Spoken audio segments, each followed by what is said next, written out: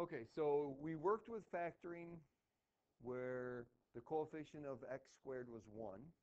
And so now we're going to change it so the coefficient of x squared is different than 1. So looking at ax squared plus bx plus c. So one of the things that you have to remember is that when we were foiling,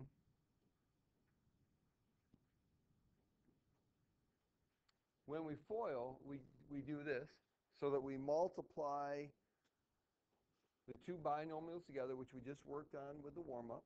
Okay? And so basically what we're going to do is we're going to have to go backwards a little bit with it.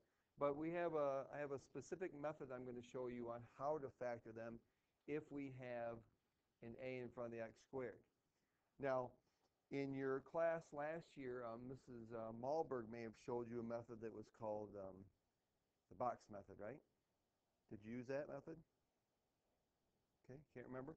All right, well, there's also a method that's called slide and divide for factoring polynomials or quadratics that have a coefficient in front of the x squared. And I'm going to show you how to use that method for factoring. Okay. We could do all of the factors by just guess and check, and that takes a long time to do that. But when we actually have a method we can use, then we're going to do that method. Now, I've written down the steps here that I'm going to go through for this factoring. And when you just read through the steps, and if you just write them down, it's probably not, might be a little bit confusing. But then as I show you how to do them, it'll become a little bit clearer. Okay. So first of all, when we're factoring, the first thing we're going to do then is we're going to multiply a times c, so we get something that looks like this: x squared plus bx plus, and you'll notice now it has ac here at the end, okay, instead of just c, because I'm going to multiply c times a. Then the next thing I'm going to do is I'm going to factor that expression so that I now get x plus d times x plus e. In other words, we have two different letters there that we're using. But if you notice, in front of the x's, there's just a single 1 in front of them. Then our third step for this method is then going to be to divide d and e by a and then reduce any fractions we have there.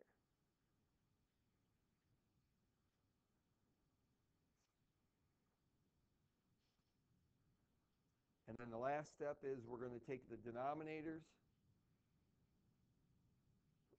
After we divided any denominator we have left, we're going to take them, we're going to slide that over and put them in front of the x's. So that when we're all done, we'll have something that looks like this. It'll be like ax plus b times cx plus d. Then when we're all done factoring, we're going to have something that looks like that, where a could be 1 or c could be 1.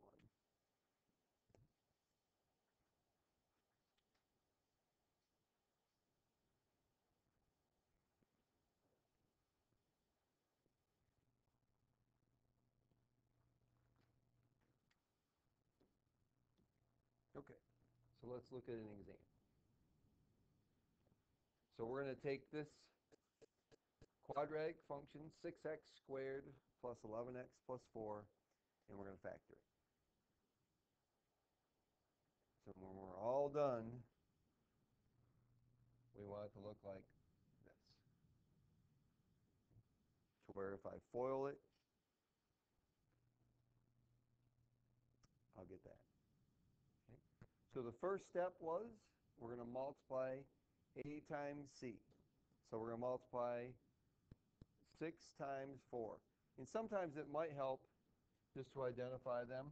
So if you need to do that, just to remind yourself, a is 6, b is 11, and c is 4. If you want to write them down, just to remind you of which letter goes with which number. So we're going to multiply step 1, multiply a times c, so we get x squared plus 11x plus 24.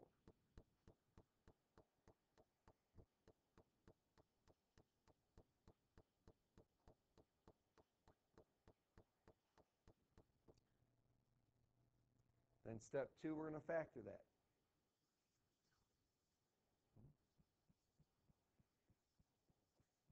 So Mitch, what do I get when I factor that?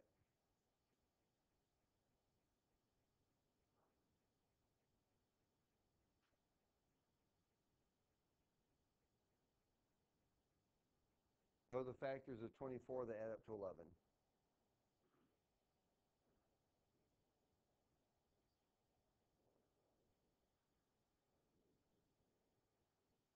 8 and 3. Okay. All right, so we've got x plus 8 times x plus 3. And it doesn't matter which one you put where. Okay. Right. Now step 3 is we're going to divide the 8 and the 3. Those are our values of D and E. We're going to divide them by the value of A, which is 6. So we're just going to divide these by 6. So we get x plus 8 over 6 and x plus 3 over 6.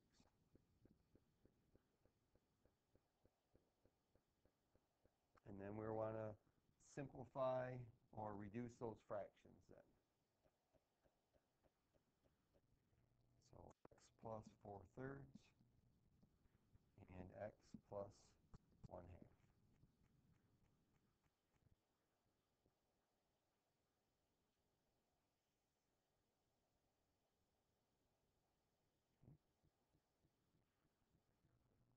And then our last step then is we're going to take the values of, or the denominators we now have, and we're going to slide them in front of the x's. So this 3 is going to go here, and this 2 is going to go there.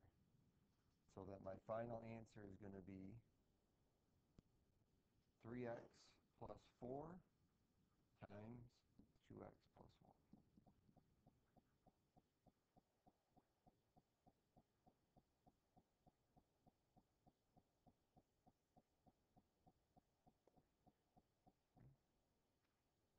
Did it look easier than it sounded?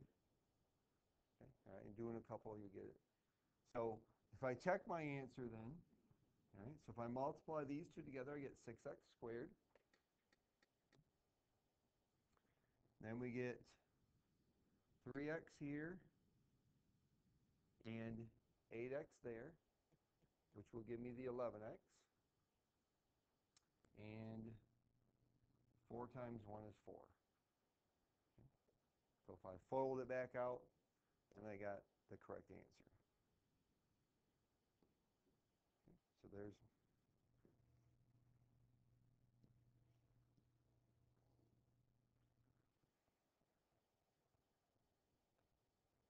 all right, so let's look at another one. We'll just go ahead and do this letter C here.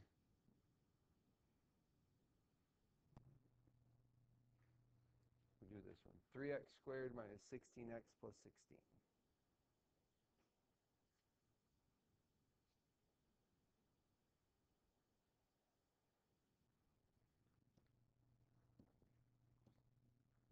So the first thing, we multiply A times C.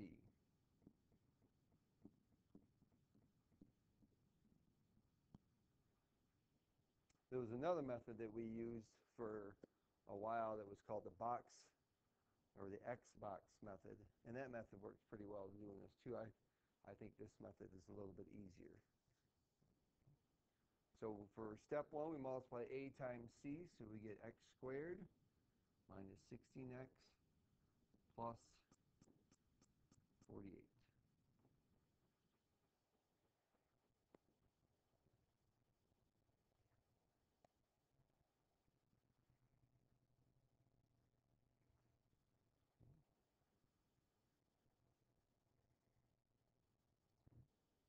And step 2, we're going to factor that. What do I get when I factor that expression. All right, Nolan?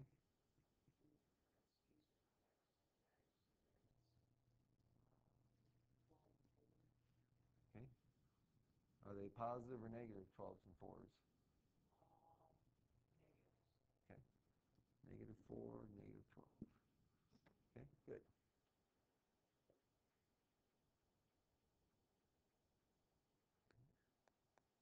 Step 3, we're going to divide by the value of a. So we have x minus 4/3 and x minus 12/3. And then we want to simplify those.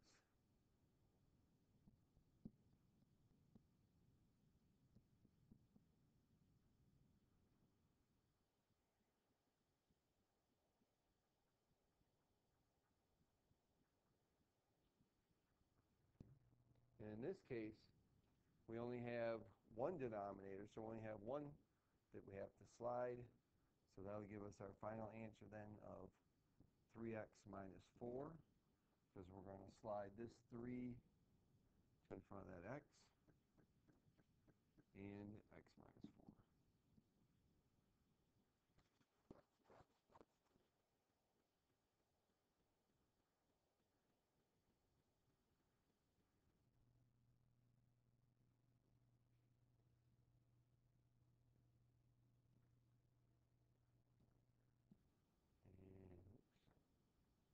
And that'll be my answer then.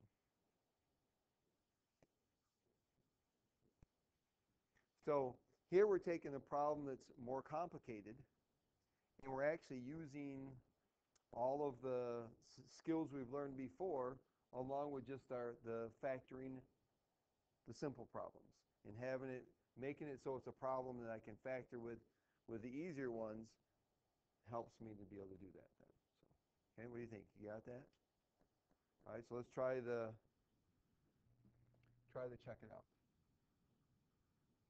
Okay, so difference is here we added c, but what if I change that c and make it a negative number? What happens then? And you know, the basics of it using this method really aren't that much different. And so it actually turns out to be not a big deal here. But when it is something that's going to throw a little curveball in for us is when we look at letter B here, where the coefficient is negative. Okay, and we'll look at that one a little bit differently. So let's go ahead and do letter A. Everybody go ahead and do letter A, and I'll do letter A, and we'll see if we agree. See if that negative value of C really makes much of a difference.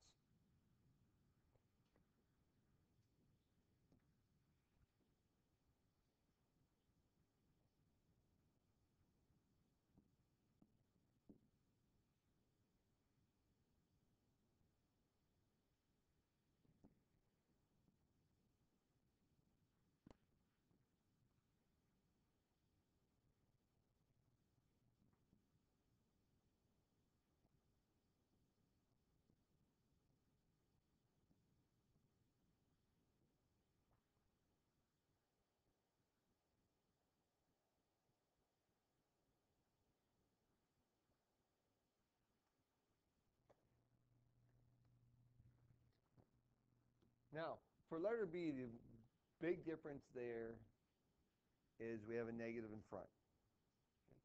And so we have to do something with that negative first. We can't just multiply by -3 to start this process. We want to get the negative out of there so it's not affecting us. So the first thing you have to do in that situation is we've got to factor out the negative sign. And when I factor out the negative sign, then what happens? All right, okay. All the signs are going to change.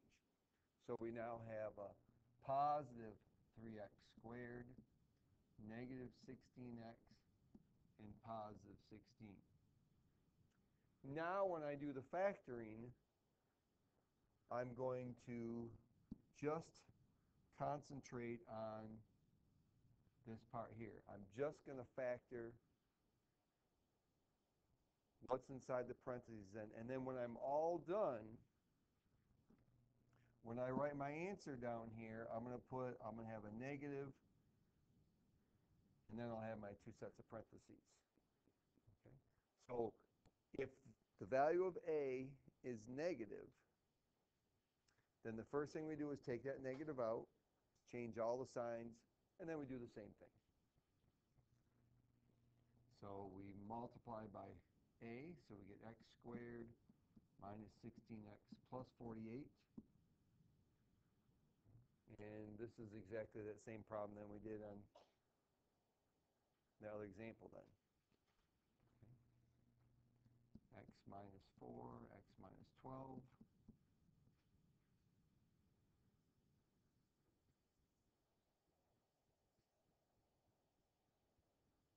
And then we divide by A.